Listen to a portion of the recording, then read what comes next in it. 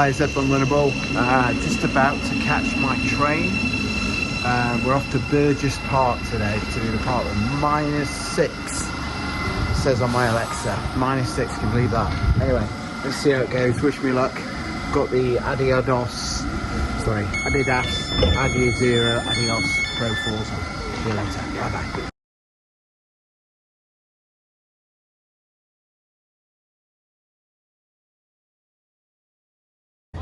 So got all the way to Burgess Park Run and it's been cancelled. Can you believe that?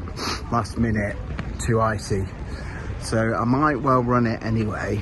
I think there's a few people going to run it and see how it goes. 3 minutes before officially should start. So if I remember the route, that's going to be a problem. Try and hang with someone who knows where they're going. So it might not be a fast time today, which is a shame. But I'll at least be able to put this shoe through its paces. See how it goes. See you later. Bye bye. Right, so as you know, unfortunately called off at the last minute, but I ran it anyway because I wanted to test these shoes. So obviously it's not like a race, so I was never going to get a PB today, unfortunately. But I did run it in, what was it? 1816. Literally on my own. Did slightly under the 5k though. Must have cut a few corners. Whoops, sorry. But actually running that, you know, as on my own and still managing to do 1816. I'm more than impressed with these shoes. I mean, try that at home, folks. Try running 5k flat out on your own and see if you get anywhere near your park run or 5k race times, because you generally don't. But yeah, so this is a rapid shoe. It's just such a shame that it wasn't a proper run race and I could have, you know, competed against people, and then I would really know, you know, push to the limit how these shoes perform. But I will do that next week. You will not dampen my spirits. Runnable Ed will test these for the channel. But the God, I can never say, Adidas Adios Pro 4s are quite a remarkable shoe, I feel, and one which I can highly recommend after that run. I think they kept my legs nice and fresh. They feel so fresh now, my legs. It's like I haven't run. They allowed you to bound along. You can pick up the pace. Down the home straight, I really went for it. Yeah, just I had no issues with toes. I ran pretty much 5k, no toe issue, no nothing. The upper was perfect, lockdown was perfect. Can't fault the shoe. The grip in this icy weather was superb. Had no slippage whatsoever, and I thought I must at some point have a bit of slippage, but I didn't. So lots of ticks to this shoe. The only downside is I yet do not know how quick this is in race conditions, but hopefully next week. That's me signing off from Burgess Park, this winter wonderland, and let me show you the star of the show. Such a beautiful shoe, much more beautiful than its owner, don't you think? Anyway, put in the comments, you know, your thoughts. Anyone who's got this shoe or anyone who's thinking of buying it, ask me any questions. Got more of an idea now after, you know, put it through its paces, albeit not in a race, but still pretty good workout all the same. See you later. Bye. Something I forgot to mention, I actually won the Unofficial Burgess Park Run because I was first home, even though I wasn't really racing it. But yeah, so you can say that Runnable Ed won his first Burgess Park Run. There you go. Claim to fame. The first ever unofficial Burgess Park Run, maybe. Who knows? But there you go, I'm claiming that. See you later. Bye bye.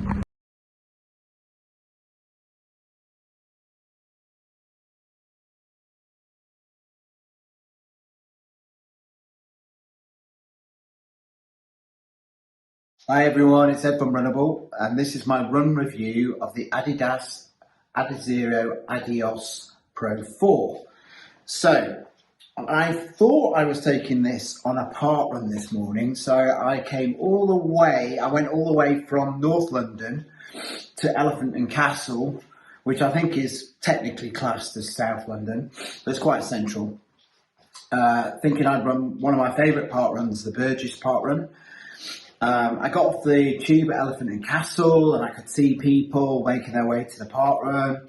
I was kind of getting in the mood, did a quick stop at Costa, toilet break, just to make sure I was ready. Got to Burgess, could see lots of people there, so I was thinking, right, let's get ready for this. And the first person I spoke to, this lady, came up to me and said, unfortunately, the park run's been cancelled. And my heart dropped, it just like, all that way. And I was thinking, crikey, I really wanted to test this shoe out in race conditions. And then just as she'd finished the conversation, she said one last thing that kind of triggered in my mind. She goes, but you can still run it if you want to. I thought, wow, okay, fair enough. I'm going to give it my best shot. So come 9 o'clock, I kind of queued up. There's lots of disgruntled people around me, which, by the way, I think's not that fair, actually. I mean, park runs are free, they're community events, and if people want to call them off because they feel it's unsafe, that's absolutely fine. It may not be unsafe for me or some of the other more experienced runners, but it could be quite unsafe for some people that haven't run much in the past or aren't that experienced. So I get it. And it was, -4, it's -6 when I woke up, as you'll see from one of the photos on this video. -6. And by the time I got there, it was probably about -4. Felt really cold, frosty, icy conditions, which actually meant that I could really test this out in kind of challenging conditions. So I set off with a few people. Well, a few people set off at 9, and I probably set off just after 9, close to 9. So in the distance, I could see a few runners. So I thought, right, let's keep them in kind of eye shot and see how if I can catch them. So although it didn't feel like a race. I had something to focus on. So I wasn't flat out. The first couple of Ks, I was kind of getting into it. I was trying to make sure I remembered the route, actually, because although there was runners in front of me, at some point, it is a twisty-turny park run at points. And I was having to think, right, which way is it? So the first 2K, I think, I was just warming up and getting into it. And the shoes, I hadn't really pushed them that hard. They felt really great, as they always do, these shoes. They allowed me to get into my stride, feel really bouncy and really propulsive, and really just a lovely feel to the shoe, just to run in. And then it was towards the end, when I really started to think, right, I'm going to try and catch these two guys in front. One of them was wearing a bright red or orange, I think red t-shirts. I thought, right, I'm going to focus on him. And they were going pretty fast, so I'm going to focus on him and see if I can catch them. And for those that have run Burgess, there's a bit where you run down a straight and then you come back on yourself, and then you run all the way home, pretty much straight for about 1 kilometre until you hit the grassy area. And it was around that bit where you turn back on yourself that I caught the guy in the red with his friend. And I thought, right, I've got 1K where I'm going to let rip with this shoe. And that's when I really put this through its paces, and it came alive, completely alive. So this Adidas Pro 4, I can safely say this is an excellent shoe when you're really pushing the pace. Is it a PB shoe? I think so. I think this is up there, right up there with the Sky Paris, the Edge Paris, the Endorphin Elite. What else? Definitely up there with the Wave Rebellion Beta. I think it's probably a quicker shoe. When I had that long straight where I could just stop bound and just lengthen my stride and go for it, this is where it came alive. I landed about here and got a nice roll through in it, toe off, a really nice toe off. which you also get with the Sky Paris. This is why this shoe does remind me of a kind of, if the Sky and the Edge Paris had a child, it would be this. A better looking child, I think. But if they had a child, it would be this, the Adidas Pro 4. Adidas Pro 4 even. And yeah, I think this actually is a nicer shoe to run in some ways, because those shoes are very narrow, the Sky and Edge Paris. So if you've got a narrow foot and you're very good in terms of foot strike, you work hard on your foot strike and you do things by the book, and you have no supination or pronation, then I think those shoes are fine, particularly if you're a lighter weight runner. But this shoe, I think, is a bit more forgiving. It's got a wider, across the widest area here, the forefoot, it's very wide actually. And you get a really nice landing pad here. I think the heel as well is a little bit wider than the Asics shoes. So even though it feels as nimble and as light, if you saw my previous video on this shoe, when I weighed them, it's 204 grams in this UK size 9. You've got, by the way, in terms of stacks, you've got 39mm stack height in the heel, 33 in the forefoot. So you're pretty much covered with a nice slab of foam wherever you land in this shoe. But yeah, this is kind of like a little bit, I think, more, by no means it's more stable, but you've got a wider landing platform. And for those that land on the forefoot, you can see here, the rocker, if you land around here and then rock forward and toe off, you get an amazing propulsion from this shoe. It's so bouncy and soft, but fun and energetic, and you've got really good energy return from the foam. You engage the plate. So I'm a lighter runner. I'm like somewhere around 63, 64 kg, and there are often shoes with carbon plates that I don't feel like I engage properly. The shoes that I do engage, like the Asics Sky Paris, and this shoe, the Adidas Pro 4, because I feel the plate engaged, I get more of a feeling of a bounce from those kind of shoes. And I think partly it's because of the plate position, but also because of how soft the foam is in this shoe, that it allows me, without being heavy, to compress and decompress very quickly the foam and the plate. And so I get this nice ping when I land. It's not like a huge boom when you land. It's like a pitter-patter, but a really nice bouncy pitter-patter. Sorry, I can't think of anything better, but pitter-patter's how it feels. Sky Paris feels pretty much the same to me. I just feel like this is potentially, because it's wider, it feels a bit more robust in terms of size. I think this would also probably suit heavier runners than me, more so than the Asics shoes. So if you're heavier and you've tried the Asics shoes and you feel like they're just too narrow and a bit, you're a bit nervous about those shoes, try this shoe, because you might find that this, even though the foam is soft and you are going to compress the foam quite a bit in this shoe, you might find the fact that it's got a wider landing area is actually a bit more forgiving than those shoes for heavier runners. But for me, this is perfect. Where do I think the sweet spot is? So today I ran 5k. It wasn't really a race. I still ran it in 18:16, so arguably one of my better runs, because I wasn't really competing against anyone. Over 5k it was a really good shoe. I think the sweet spot is going to be from 10k to marathon. I think it could be like really good effective shoe at 10k, because it's going to keep you nice and bounding along, but it's going to take the impact over that distance. Same with half marathon. Marathon, I think it's going to be good for those people who can kind of handle the upper. Lots of people have complained about how it tapers in here. Lots of people talk about going up half a size. I went true to size and have to say with 5k it's absolutely fine. In fact, it feels really good, this upper on my feet. You know, just like with the Asics Sky Paris, I don't really notice it. It's one of the better uppers around. I'll have to take this longer distance. I'm thinking of using this for a half marathon soon. I might well do the Battersea Part 1 again in March. I might have another one in Victoria Park before that, which I might use the shoe for.